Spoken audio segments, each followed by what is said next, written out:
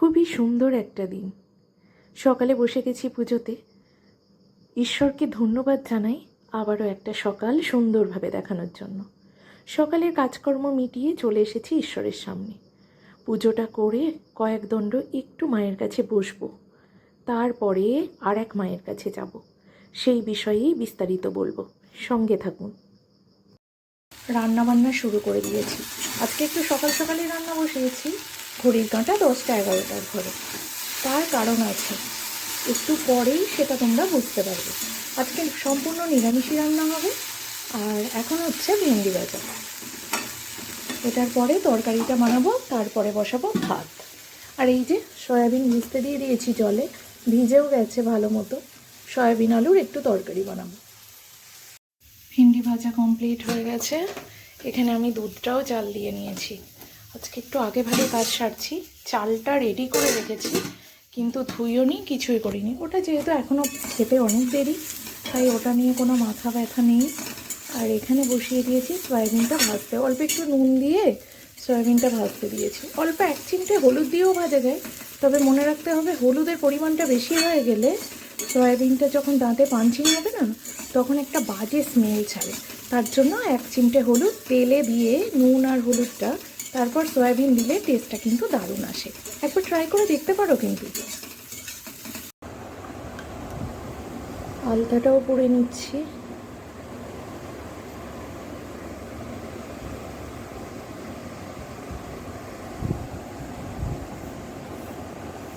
বুঝতেই পারছো তোমরা, নিরামিষ খাবার দাবার, সকাল সকাল রেডি হওয়া, স্নান সেরে রান্নাঘরে ঢোকা, আর এখন রয়েছে আলতা পরা, তাই না?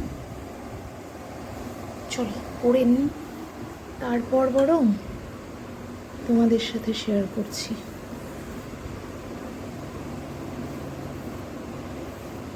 একটা সুন্দর দেখে তুলি কিনবো। তুলি আমার রয়েছিল, আলতা পরার ছিল আর কি, কিন্তু সেটা বড্ড সরু, ওটাই হবে না। একটু মোটা করে আলতা পরলে আমার কিন্তু বেশ ভালো লাগে। খুব মোটা না, তবে খুব সরু ফিনফিন করবে, একদম পায়ের তলা দিয়ে চলে যাবে, এমনটা আমার ভালো লাগে না। পরবো যেটা, সেটা যেন চোখে পড়ে, তাই না? নেল পলিশ আজকে আর পরবো না, সময়ের অভাব। মানে খুব তাড়া আছে, বুঝতেই পারছো। সেই তাড়ার অভাবে নেল পলিশটার পরা হলো না, নাহলে নেল পলিশ পরতাম। আর এইভাবে আমার কখনো ফাঁকা নখ হয় না, এবার একটু বেশি হয়ে গেছে। কমপ্লিট হয়ে গেছে আলতা পরা, পুরো একদম ধেবড়ে ধেবড়ে গেল এই আঙুলের ফাঁকটা, কিছু করার নেই। আর আলতা পরলে এ হাতে তো দিয়েছি আলাদা ব্যাপার, ডান হাতেও আলতা লাগবেই। আগে আরও বেশি লাগতো, এখন একটু কম লাগে। তাড়াহুড়ো করছি তো, তার মধ্যে আলতা পরা আর কি হবে বলো। পুরো মেঘে ছেয়ে গেছে আকাশ। সকাল থেকে 2-1 পশলা চুপচাপ করে বৃষ্টিও হলো। অল্প নুন হলুদ দিয়ে আলুটা ভেজে নিচ্ছি। আজকে আর সিদ্ধ করে জলটা ফেলিনি, চন্দ্রমুখী আলু তো তাড়াতাড়ি সিদ্ধ হয়ে যাবে। ডাল করবো বললাম, বলে না থাক, এতে ভালো খাবো, তাই এটাই নেই। ব্যাস কষানো চলছে। আর নিরামিষ তরকারি হলেও অনেকে ভাববে সয়াবিন নিরামিষ অত ভালো লাগে না, কিন্তু একবার এভাবে করে দেখবে। যে কোনো নিরামিষ রান্নায় না আগে মাথায় রাখতে হয় ফোড়নটা। যে রান্নায় যে ফোড়নটা যায় আর কি, সেই ফোড়নটা প্রপার টাইমিংয়ে ভেজে নিয়ে তারপরে যদি মশলা টশলা দিয়ে কষানো হয় না, স্বাদটা কিন্তু দারুণ আসে।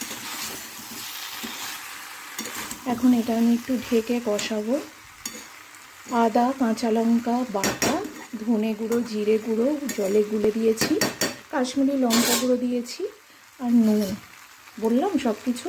আর টমেটো এমনি দিয়েছি, দাঁড়াও বলি প্রথম থেকে।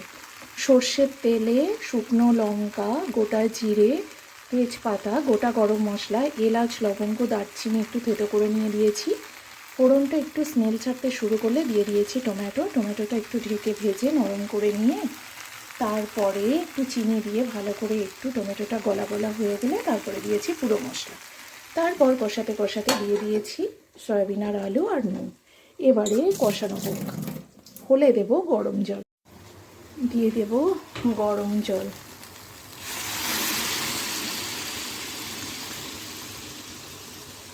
কড়াইটা ছোট হয়ে গেছে গো। ছেলের জন্য এই আসনটা এনে রাখলাম, যাতে ও এই আসনটায় বসে পুজো করতে পারে। ওর অন্নপ্রাশনের সময়কার আসন। নিয়ে নিয়েছি পুজোর জন্য কিছুটা ফুল, আর এখানে এই প্যাকেটটাই নিয়ে নিয়েছি চাল, আতপ চাল, আর এখানে সব ফলমূল রয়েছে। রয়েছে সন্দেশ। পেঁপেটা আজও পাকেনি জানো, সেই দিন থেকে, নাহলে আজকে কাটতাম। এখানটা আবার এরম হয়েছে কেন জানি না, কাঁচা কাঁচা থাকবে বলে সেই জন্য ঠাকুরকে দিতে পারলাম না। সুপ্রভাত, মনের ঘরে টুম্পার সাথে একটি ব্লগে আপনাদের স্বাগত জানাই। কেমন আছেন আপনারা? আশা করি খুব ভালো আছেন। আমরাও খুব ভালো আছি। আজকে হলো মঙ্গলবার, ঘড়ির কাঁটা প্রায় 11টার ঘরে। আর আমি চলে এসেছি আজকে এই শাড়িটা, একটা ছাপা শাড়ি পরে নিয়েছি, রেডি হয়ে নিয়েছি। আর এতক্ষণ যাবৎ তোমাদের দেখালাম আমার রান্নাঘরের ব্যবস্থাও মোটামুটি অলমোস্ট ডান, পুরোপুরি হয়নি। তো চলো, আজকে আমাদের গ্রামে রক্ষা মায়ের পুজো। তো সেই রক্ষা মায়ের পুজো উপলক্ষে আজকে রয়েছে আমার উপোস। তো আজকে পুজোয় বসবে 12টার দিকে। এখন যাব মায়ের কাছে পুজোটা দিতে। পুজো দিয়ে বাড়ি ফিরবো, ওদের খেতে টেতে দিয়ে গুছিয়ে গাছিয়ে তারপরে সেই দুপুরের দিকে যাব। তখন পুজো দেখে পুষ্পাঞ্জলি দিয়ে চরণামৃত প্রসাদ নিয়ে তবে হচ্ছে বাড়ি ফেরা। বাড়ি ফিরতে ফিরতে বিকেল। তোমাদের মানে সব জায়গায় তো রক্ষা মায়ের পুজো হয় না, তো তোমাদের কার কার গ্রামে বা কার কোন কোন জায়গায় রক্ষা মায়ের পুজো হয় অবশ্যই কমেন্টে জানিও। রক্ষা মা আমাদের সকলকে রক্ষা করুন। চলো আমার সাথে তোমরাও দেখতে থাকো আমাদের গ্রামের রক্ষা মায়ের পুজো। রেডি করে নিয়েছি সবটুকু, এই পেতেটা করেই নিয়ে যাব। কারণ কি বলো তো, পড়িস না, কারণ হচ্ছে অত লোকজনের মাঝে তো কোনটা থালা বাসন মানে ঠাকুরের কোন থালায় পুজো দেবো সেটা ভুলে যাই। তো ওখানে যেখানে নৈবেদ্য হচ্ছে, মায়ের পুজো হচ্ছে, ওখানে গিয়ে পুজোটা ঢেলে দিলে মা পুজোটাও পান, আর আমারও মাথায় হেডেক থাকে না। অত খুঁজে না নিয়ে আসতে পারি না, সারা গ্রামের লোকের পুজো না। তো চলো এখন এগোনো যাক। বন্ধুরা রেডি হয়ে গেছে, এখন বাজছে 2:30। আর এই যে এই শাড়িটা পরে নিয়েছি, দেখাচ্ছি।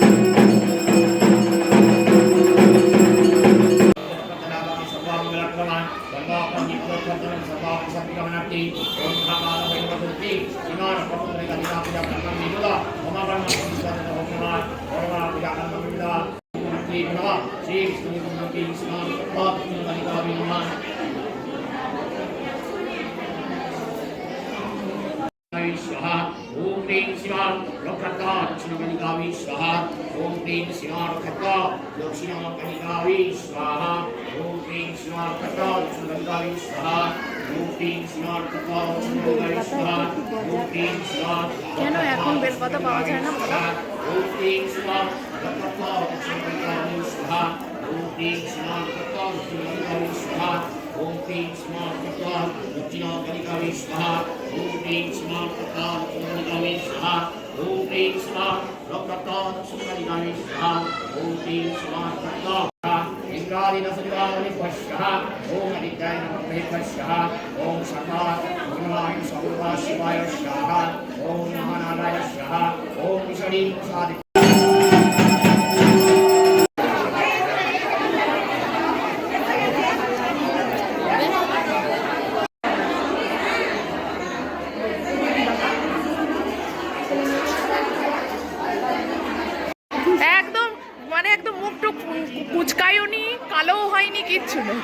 মাসি লুকিয়ে লুকিয়ে খেয়েছে।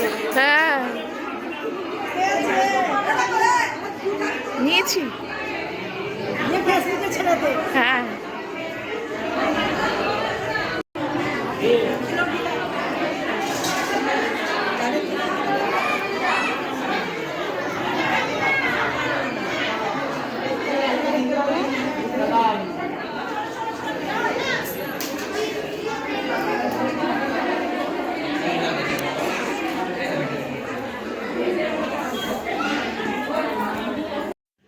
পুজো দিয়ে চান জল, চরণামৃত, প্রসাদ, এই ক্যারিটার মধ্যে হোমের ফোঁটা আর গোটা ফল যা সব দিয়ে পুজো দিয়েছিলাম সব নিয়ে চলে এসেছি। এখন কটা বাজছে দেখবে? 4:45। এখন 4:45 বাজছে। তো চলো, বাড়িতে বড়মশাই বেরিয়ে গেলেন, এখন আছে ছেলে। এ বাবা আয় রে, ওকে আগে হোমের ফোঁটা, চরণামৃত, প্রসাদ দিয়ে তবে আমি আমার উপোস ভাঙবো। মা সবার মঙ্গল করুন। আমাদের গ্রামের রক্ষাকালী মায়ের পুজো। সবাই ভালো থাকবেন। হ্যাঁ চলুন, আমি এখন এই প্রসাদ খেয়ে মানে ছেলেকে আগে দেব, তারপর আমি খেয়ে প্রসাদ এই উপোস ভাঙবো। কথা জড়িয়ে গেলে বা গন্ডগোল হয়ে গেলে এটার পরে ওটা উঠে গেলে কথা পরপর কষিয়ে নেবেন, কেমন?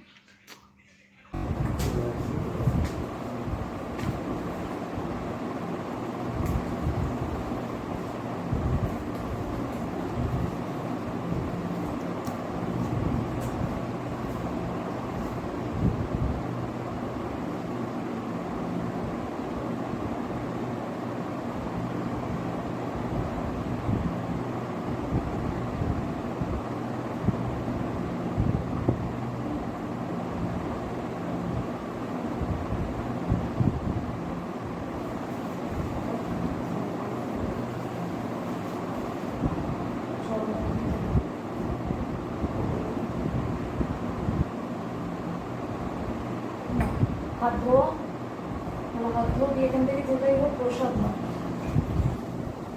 আমি তোমার জন্য মন্ডা এনেছি। ফল নাও, একটু ফল নাও, অনেকটা নাও, তরমুজটা নাও, ঈদের জন্য প্রসাদ খায়। চলে এসেছি, তো পুজো দিয়ে বললাম এবারে চেঞ্জ করব, তারপর খাওয়া দাওয়া। আর এটার মধ্যে পঞ্চপ্রদীপের তাপ এনেছি, বাবা এলে করবে, তাহলে দুজনের মাথা দিয়ে দিতে পারবো। তাহলে চলো, হ্যাঁ এবারে উপোস ভাঙার পালা। ঘড়ি কাটা কিন্তু 4:45। সব কিছু সাজিয়ে নিয়ে বসে গেছি। এই যে আমি চিড়েটা ধুইনি, একদম সেই নরম হয়ে যায় তো খেতে ভালো লাগে না। একটু অল্প একটু, হ্যাঁ অল্প একটু নিয়েছি, এখন আর বেশি মিষ্টি ভালো লাগবে না। এ বাবা দই খাবি আয়, আমি একটু নিয়ে তোকে দেবো।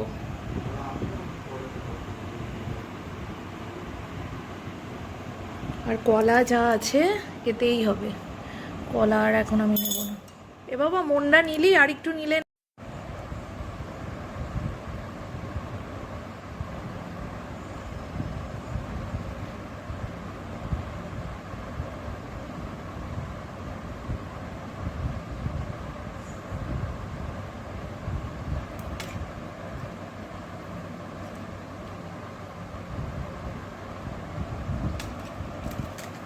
চরণামৃতই আসল, তাই না? কলা খায়।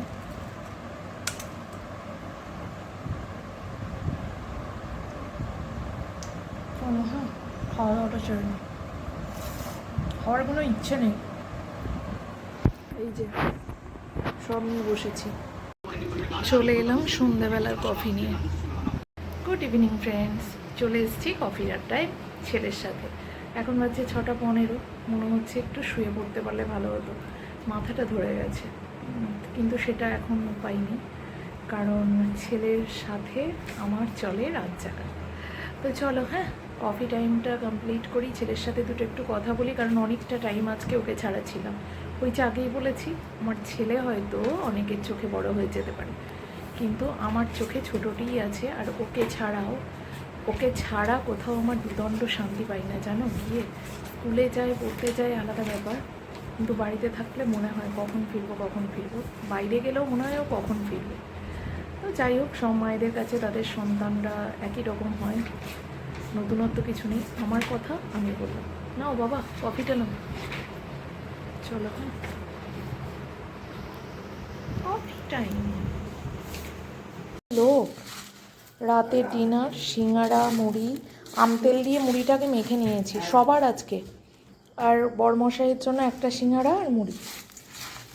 বলছি সন্দেশ নেবে না মিষ্টি নেবে শুধু? লঙ্কা দেবো তো তোমায়, কাঁচা লঙ্কা? রাতুল মুড়ি নাও বাবা।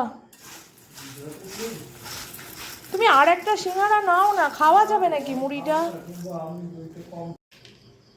সাথে রইলো চানাচুরের বাবাকে দাও, বাবাকে দাও। চানাচুর কিন্তু আর নেই বুঝলে।